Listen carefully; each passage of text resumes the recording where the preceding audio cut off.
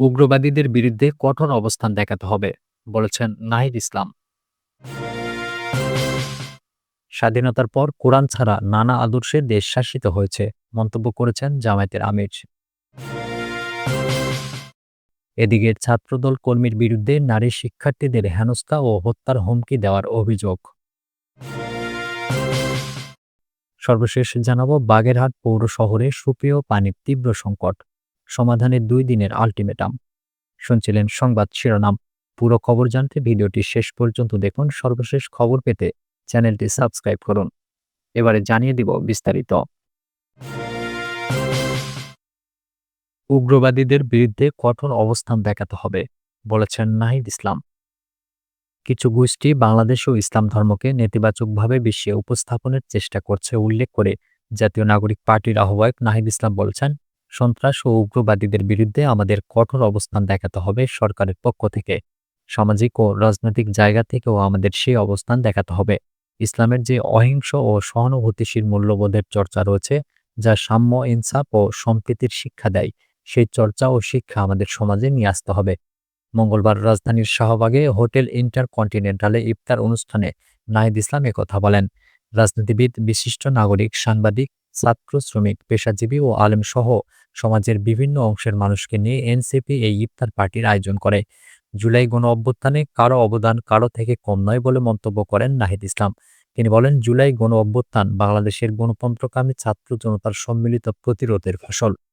বৈষম্য বিরোধী ছাত্র আন্দোলনের নেতৃত্বে ফ্যাসিবাদ বিরোধী রাজনৈতিক দল, ছাত্র সংগঠন, নাগরিক সমাজ, পেশাজীবী, আলেম, শ্রমিক ও সর্বোপরি সাধারণ জনতার অংশগ্রহণ ও সহায়তায় এই গণ অভ্যুত্থানে ফ্যাসিস্ট স্বৈরাচারী হাসিনা সরকারকে উৎখাত করা সম্ভব হয়েছে।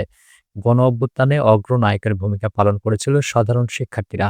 বিশেষত বেসরকারি বিশ্ববিদ্যালয় ও মাদ্রাসা শিক্ষার্থীদের অসীম সাহসী ভূমিকা গণ অভ্যুত্থানকে এক চূড়ান্ত রূপ দিতে সহায়তা করেছিল বলে মন্তব্য করেছেন নাহিদ ইসলাম।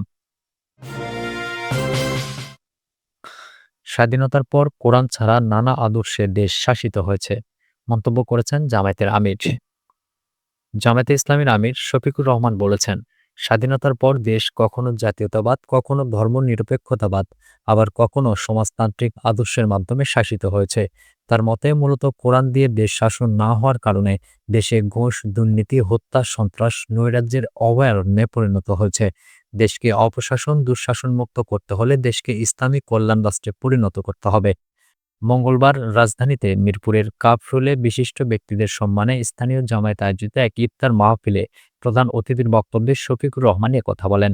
জামায়াত কোরআন সুন্নাহর ভিত্তিতে দেশে ন্যায় ইনসাফের সমাজ প্রতিষ্ঠার মাধ্যমে দেশকে দুর্নীতি, দুঃশাসন মুক্ত করার লক্ষ্যে প্রাণান্তকর প্রচেষ্টা চালিয়ে যাচ্ছে বলে মন্তব্য করেন জামায়াতের আমির। তিনি বলেন, দেশে এমন লোকের শাসন প্রতিষ্ঠিত হতে হবে যারা আল্লাহকে ভয় পান। সে বৈশিষ্ট্যের লোক তৈরির জন্যই আল্লাহ আমাদের রমজানের মতো নিয়ামত দান করেছেন।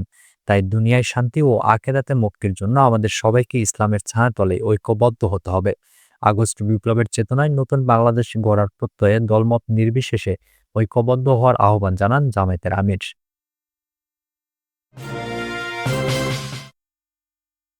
ছাত্রদল কর্মীর বিরুদ্ধে নারী শিক্ষার্থীদের হেনস্থা ও হত্যার হুমকি দেওয়ার অভিযোগ। কুড়িগ্রাম পলিটেকনিক ইনস্টিটিউটে এক ছাত্রদল কর্মীর বিরুদ্ধে নারী শিক্ষার্থীদের হেনস্থা ও হত্যার হুমকি দেওয়ার অভিযোগ পাওয়া গেছে। এই ঘটনার প্রতিবাদে প্রতিষ্ঠানটির শিক্ষার্থীরা মঙ্গলবার বিকেলে ক্যাম্পাস রাজনীতিমুক্ত করার দাবিতে বিক্ষোভ করেছেন। ক্যাম্পাস রাজনীতিমুক্ত করতে না পারলে অধ্যক্ষ ও উপাধ্যক্ষের পদত্যাগ চেয়েছেন তারা। ছাত্রদলের কর্মীরা পলিটেকনিক ইনস্টিটিউটের নারী শিক্ষার্থীদের হেনস্থা ও হত্যার হুমকি দিয়েছেন উল্লেখ করে বৈষম্য বিরোধী ছাত্র আন্দোলন কুড়িগ্রাম জেলা শাখা একটি সংবাদ বিজ্ঞপ্তি দেয়। এতে নারী শিক্ষার্থীদের ন্যায়সঙ্গত দাবির প্রতি পূর্ণ সমর্থন এবং তাদের নিরাপত্তা ও অধিকার রক্ষার আন্দোলনে সার্বিক সহযোগিতার প্রতিশ্রুতিও দিয়েছেন বৈষম্য বিরোধী ছাত্র আন্দোলনের কুড়িগ্রাম জেলা শাখা। বাগেরহাট পৌর শহরে সুপেয় পানির তীব্র সংকট, সমাধানে 2 দিনের আলটিমেটাম। শুষ্ক মৌসুম শুরু না হতেই বাগেরহাট পৌরসভায় সুপেয় পানির তীব্র সংকট শুরু হয়েছে। চাহিদার অর্ধেক নিচে নেমে এসেছে পৌরসভার পানি সরবরাহ, আর যতটুকু পাওয়া যাচ্ছে তাও দুর্গন্ধযুক্ত। মাসের পর মাস ধরে চলা এই অবস্থায় ক্ষুব্ধ হয়ে উঠছেন পানি সংকটে নাকাল বাগেরহাট পৌরবাসী। সমাধান চেয়ে মঙ্গলবার দুপুরে পৌরসভার বিভিন্ন এলাকার শতাধিক বাসিন্দা জড়ো হয়েছিলেন জেলা প্রশাসকের কার্যালয়ে। সেখানে পৌর প্রশাসককে না পেয়ে জেলা প্রশাসকের কাছে স্মারকলিপি দেন তারা। ২ দিনের মধ্যে পানির সমস্যার সমাধান না হলে কঠোর কর্মসূচিরও হুঁশিয়ারি দেন তারা। বাগেরহাট পৌর কর্তৃপক্ষ জানায়, চাহিদা অনুযায়ী প্রতিদিন ৮ লাখ গ্যালন পানি প্রয়োজন। সরবরাহ করা যাচ্ছে ৪ লাখ গ্যালনের কিছু বেশি। ঘাটতি থাকছে প্রায় অর্ধেক। শুষ্ক মৌসুমে চাহিদা বাড়ার পাশাপাশি বিদ্যুতের লোডশেডিংয়ের কারণে পানি সরবরাহে ঝামেলা হয়। ফলে সরবরাহ ১/৩ নেমে আসে। পাশাপাশি পুরনো সরবরাহ পাইপলাইনে কিছু স্থানে লিকেজ হয়ে নর্দমার সংস্পর্শে আসায় পানিতে দুর্গন্ধ ছড়াচ্ছে। বর্তমানে বাগেরহাট পৌরসভায় গ্রাহক রয়েছেন ৬,৫৫০ জন।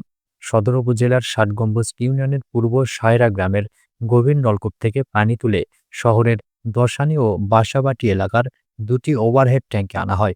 সেখান থেকে পানি সরবরাহ করা হয় পৌর এলাকায়।